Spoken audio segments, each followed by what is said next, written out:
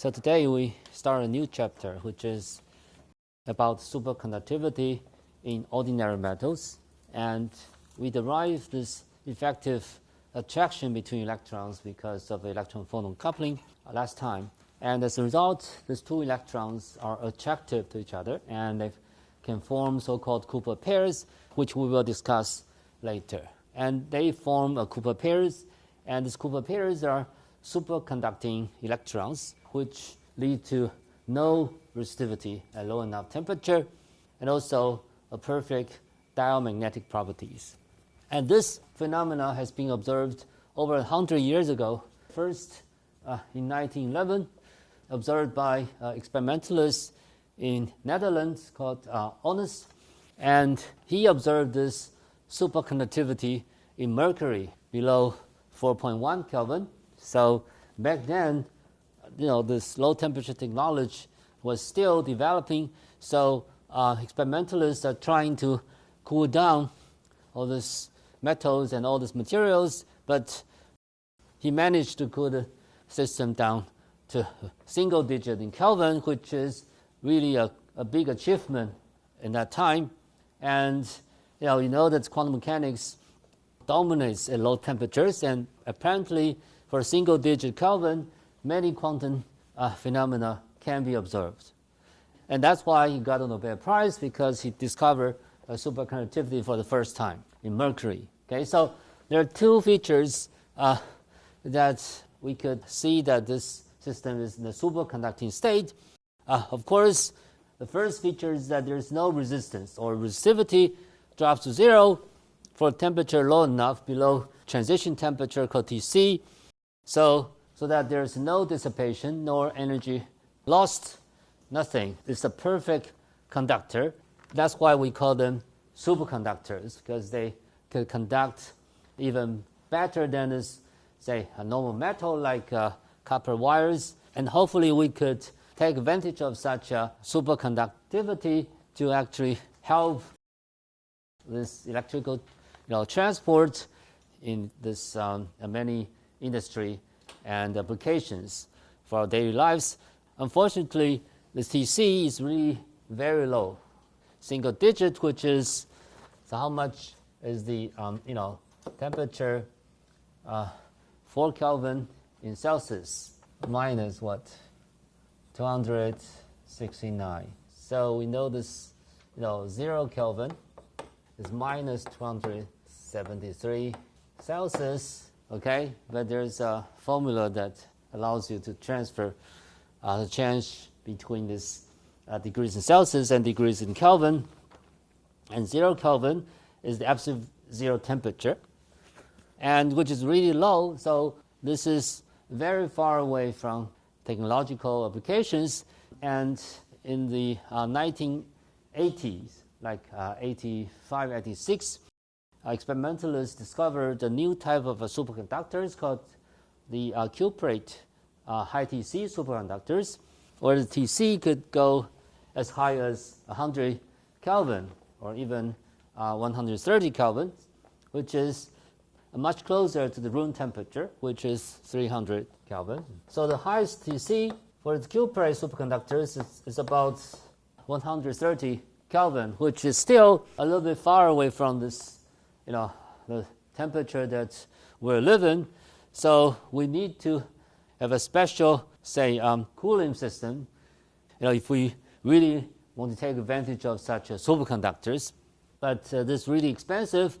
But now we have this magnetic, levitation trend, right, in many different countries, where they use this superconductors by cooling down some, materials which go superconducting, and they have this properties called this Meissner effect, which we will derive in just a moment, where the inside the superconductors, if you apply the magnetic field or flux, this flux will not penetrate into the superconductors. It will be repelled by superconductors. Okay, so in a non-superconducting state, at a normal state, when temperature is greater than Tc, and if you apply the magnetic field and the magnetic flux will certainly penetrate into the normal metal, and the phenomena that you are familiar with in this classical electrodynamics. But for superconductors, because of the Cooper pairs, and they actually repelled all this magnetic flux that tried to penetrate into the superconductors. Of course, the magnetic field cannot be too large. Okay, so if the magnetic field is too large, this magnetic field will destroy the superconducting state, and the system becomes normal state. But for a small amount of applied magnetic field, a superconductor is a perfect diamagnet, because it's actually repelled all the magnetism that you inject into the system. And the word dial refers to kind of a repulsion, or it doesn't like this external field. And this Meissner effect is actually a more fundamental phenomena than this resistivity goes zero. Okay, so this zero resistance state, we'll see later, that is a consequence of this Meissner effect.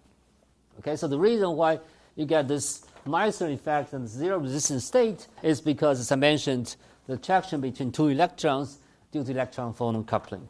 But before we formally introduce this theory called BCS theory, because this theory was proposed together by the three Nobel Prize winners called Bardeen, Cooper, and Schiffer, and in the 1960s. And later they jointly received the Nobel Prize because of this BCS theory. And we will introduce this BCS theory in this course. And before any theory is introduced, let's just examine this phenomenology of this diamagnetism.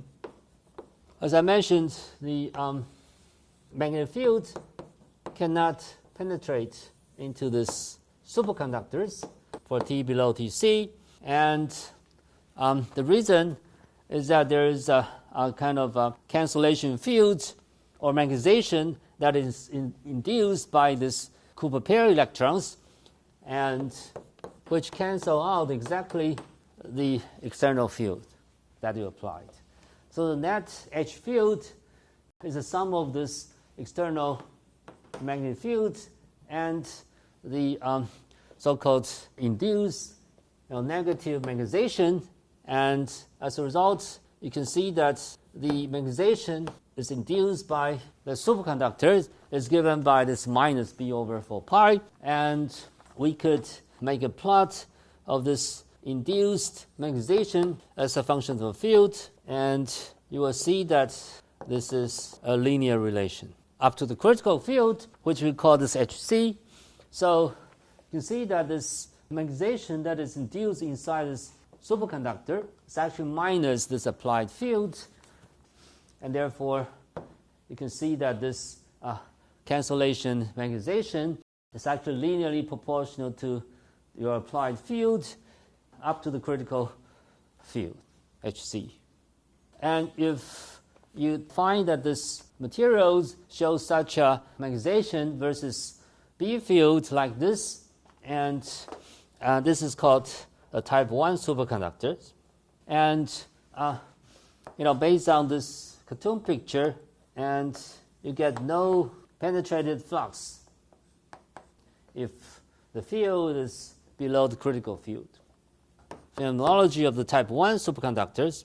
So if you apply temperature, increase temperature up to Tc, and this Hc will drop with increase in temperature. Okay, so this is expected because you can see that if you apply the thermal fluctuations by increasing temperatures, then this Cooper pairs got kind of partially destroyed, and it is relatively easier to destroy the superconductors at finite temperature by a magnetic field. As a result, Hc actually decreases with increasing temperature.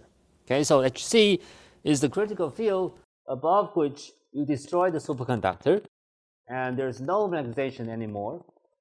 Things become normal, so that the magnetic fields could freely penetrate into your system.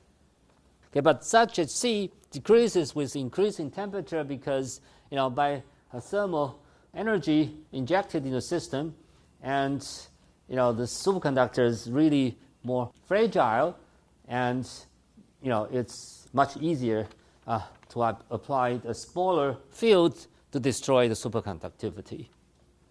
Okay, so that's the phenomenology of the type 1 superconductors, but there is, of course, the type 2 superconductors. So the type 2 shows a little bit complicated features. So in short, for type 2 superconductors, there is an intermediate magnetic field range during which the magnetic field or magnetic flux partially penetrate into the system. Okay, so there's a region between these two critical fields, so-called HC1 and HC2, so that there's some flux is allowed to be penetrated into the system. And such a kind of magnetic flux partially penetrating into this type 2 superconductors is called Abikorsav vortex lattice. So in the cartoon picture, you could see this kind of a partial penetrating of the flux. So some flux can't go inside. Not all of them, but some of them. And, when you have a magnetic flux, the electrons can actually go around that kind of flux. Suppose this is a flux, and so on. And, the electrons near this core of this flux line actually form some state called vortex state. And this vortex states form the triangular lattice called Abikorsav vortex lattice. And this is the kind of a quantum mechanical state, triangular lattice, called Abikorsav vortex. And we call this Abikorsav vortex lattice because it was first derived and proved by a Russian-born theorist called Abikorsav, was the professor and researcher in the United States for many decades, and he received the Nobel Prize in the early 2000s because of this big discovery in theory that he found that in the type 2 superconductors, for the fields between these two critical fields, and this partially penetrated magnetic field formed a lattice on the triangular shape, and these electrons can form a triangular lattice.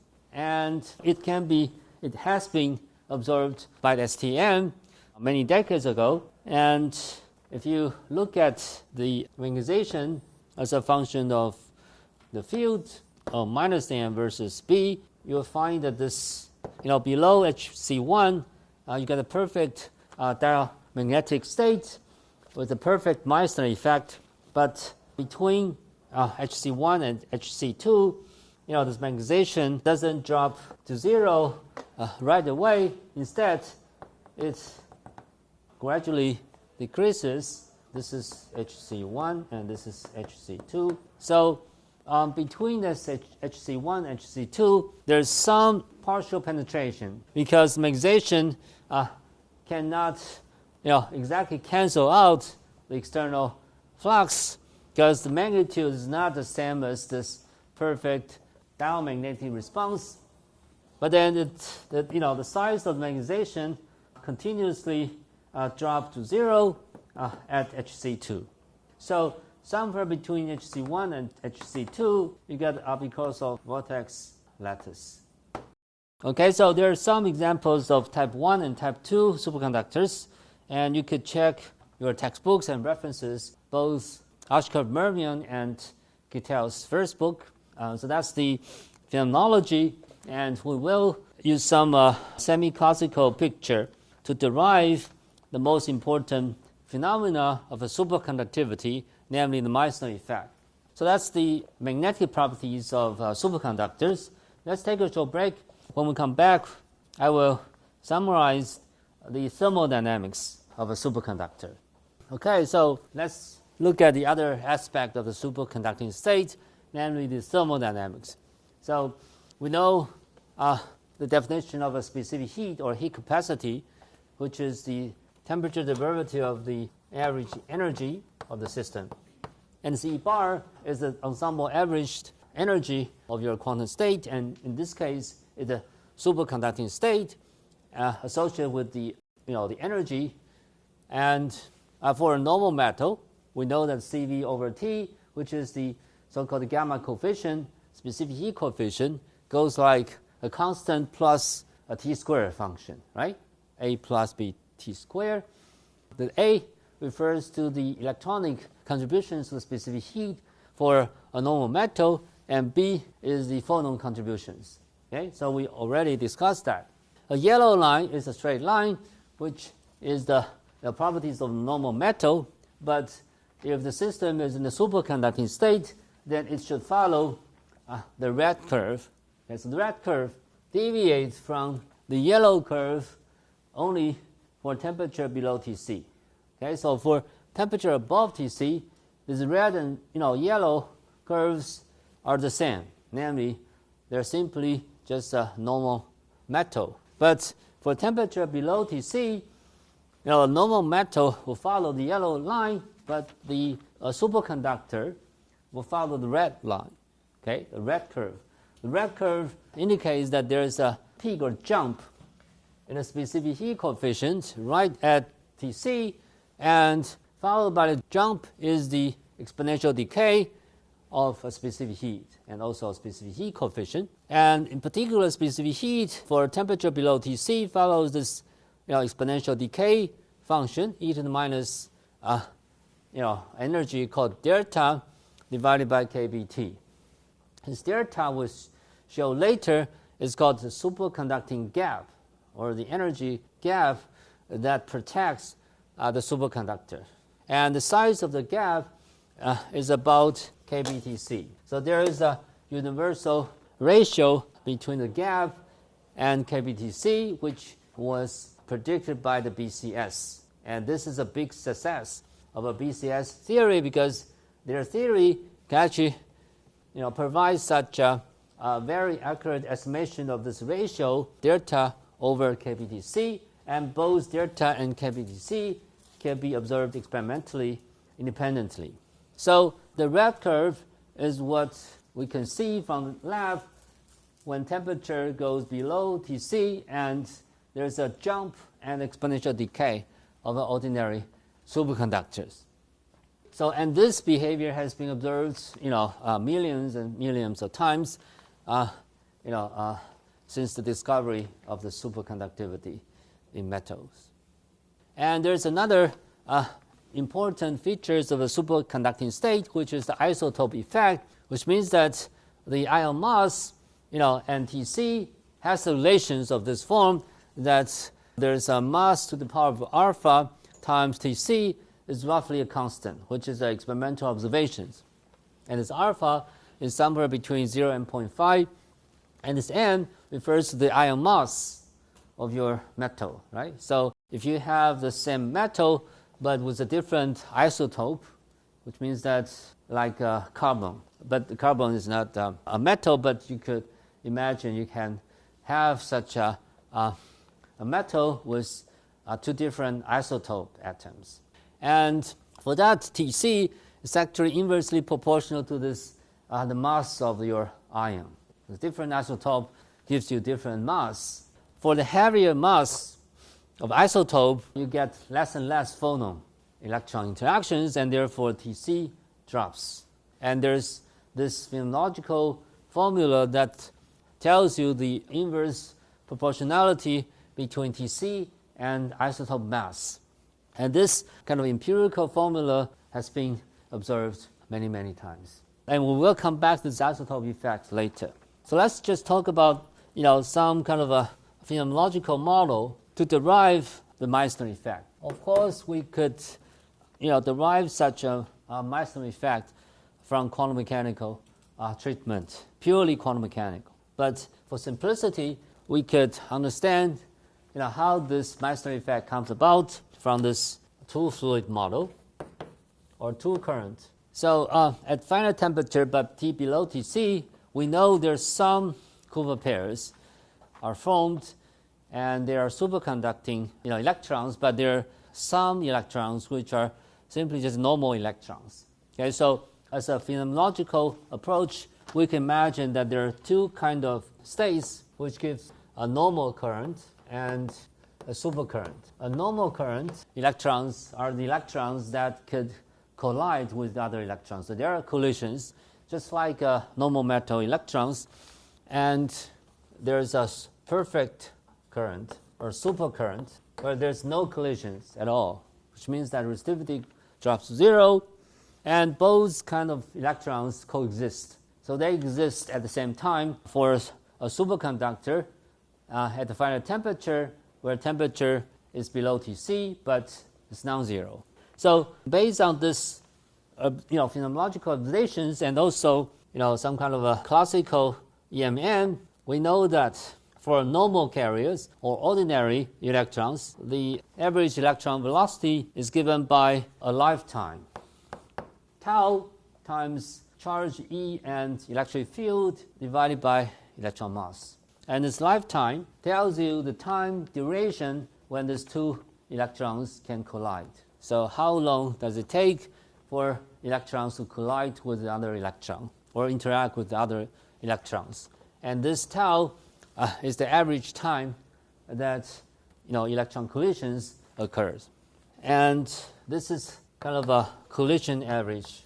But the supercurrent is different. It carried some effective charge, E star, and which we know that this E star is nothing but 2 electron charge, because the Cooper pair consists of just 2 electrons. And M star, we know that this will be modified. And the density of a superconducting electron is called Ns. And if I have such a new parameters, or in the superconducting state, these are the parameters that are different from the ordinary electron charge. And I have a supercurrent, which is we know from classical mechanics or EMN, you know that this charge current carried by some electrons is given by the number density and S times this charge E and velocity V, right? But this electron velocity in a superconducting state, from the classical point of view, follows Newton's second law, which doesn't dissipate, which doesn't cause any friction or energy dissipation, and it follows always Newton's second law, which means that the electrons will not collide with another electrons. And once we have an electric field applied to the supercurrent electrons, they will accelerate forever. And they follow simply just Newton's second law, F equals ma. This F is nothing but your Coulomb force, and m is your effective electron charge, m start, and acceleration is dv dt, right? So these are the equations that electrons in the superconducting state must obey. And we will start from here and derive an equation called the London equation. And the London equation, by some mathematical manipulations and combining the, say, Maxwell equation in your EMN, will lead to the Meissner effect. Okay, so this is the path. So let's just derive the London equation. But before that, we should take the time derivative of this supercurrent. So if you take the time derivative of Js, which is the supercurrent vector, you'll get minus ns E star times velocity, but the velocity vector is dv dt is nothing but minus E star times electric field divided by m star, which is precisely this. So there are two minus sign cancelled, you got plus sign. Okay, so this is the first equation. It's not the London equation, but this is the first equation coming from the two-fluid model or supercurrent by this classical treatment. So now let's look at the Maxwell equation. So the Maxwell equation tells you that the curl of E minus 1 over C partial B partial T, and you know that B, magnetic field, is curl of A, where A is a vector potential, right? And which means that Now if you plug in this, you get curl of E plus 1 over C partial A partial T is 0, right? So we just plug in this definition of magnetic field, which is a curl of A, and you can replace this electric field by this equation. You can change the electric field to the partial Js partial T, right, from this type of Newton's second law in a superconducting state.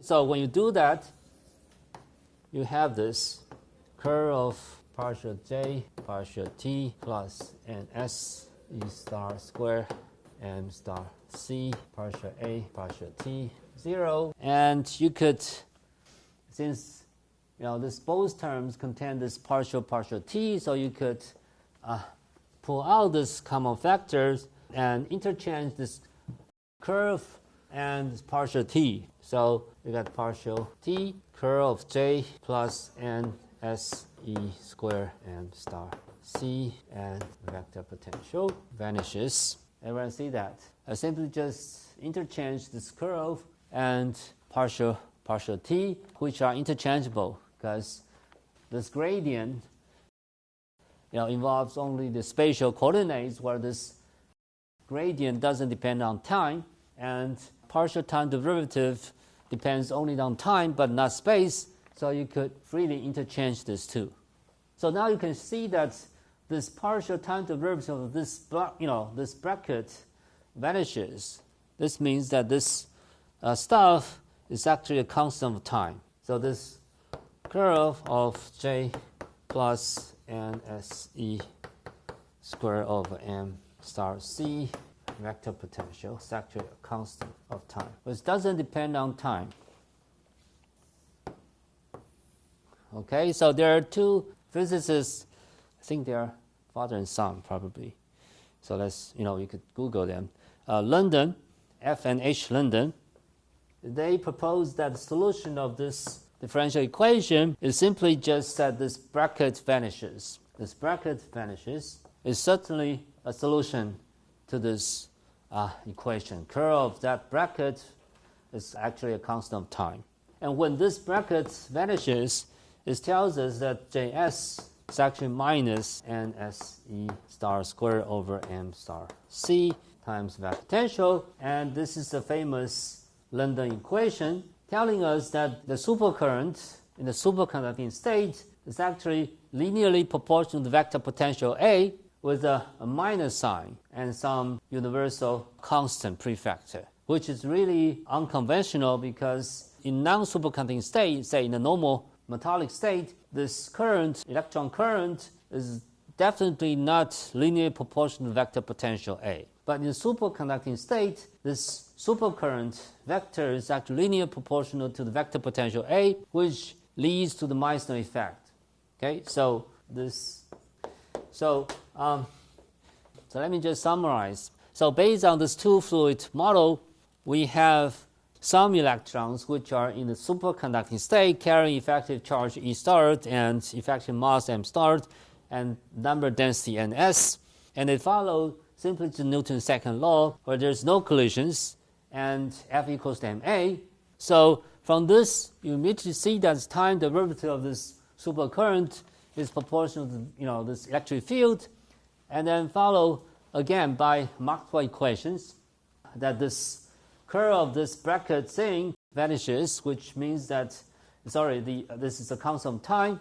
And F and H London further proposed that one possible solution of this equation is that simply this bracket vanishes. Of course, when this bracket doesn't vanish, it can be another solution, but we don't talk about that because this vanish of this bracket certainly gives us the Meissner effect, which has been observed experimentally. And this linear proportional formula between this supercurrent vector and vector potential A is called the London equation. And on Wednesday, we started from the London equation and we derived the Meissner effect. So you'll see later that once I have this relation, and by combining the Maxwell equations, we can show that any magnetic field that go inside the superconductors will decay exponentially with the distance to the boundary. So on Wednesday, you will see this kind of decay of your magnetic field or flux. Of course, there should be some penetration of the field. Suppose this is the boundary of your superconductors, and x equals 0 is at the boundary. And you will see on Wednesday that the size of this magnetic field that could go inside this superconductor is actually decay exponentially. Okay? So of course there's no 100% repulsion of this magnetic field or magnetic flux. There's still a tiny little bit penetration, but this penetration depth, it's called the London penetration depth. Lambda goes exponential with the distance to the inside of your material. So at very short distance, this magnetic field that penetrates into this superconductor almost vanishes. So there's no way that this field could actually go through this material if we have such a London equation. And those phenomena is the real phenomena and has been observed countless times. Okay? But they could be understood within this kind of a semi-classical two-fluid model, and we will derive such a London penetration on Wednesday, and then we start from there, and we could understand what is the correct picture of these Cooper pairs. Suppose I have two electrons, and from this London equation, the Meissner effect, we immediately see that these two electrons must carry opposite spins, and they form a singlet. And this is the Cooper pair. And start from this Cooper pair, idea, we can construct the BCS Hamiltonian, and then we could understand from pure quantum mechanics what is the gap, the superconducting gap is about, and what is TC, and we can calculate this TC and the gap from the size of the electron-photon coupling. So everything follows. So I encourage you to review and preview this chapter. So this is everywhere, okay? So in our textbooks. And first the phenomenology, and then the BCS theory, okay? So we will introduce, in the following 2 weeks, and then we go back to the magnetic properties, and then we end our semester course. I'll see you on Wednesday.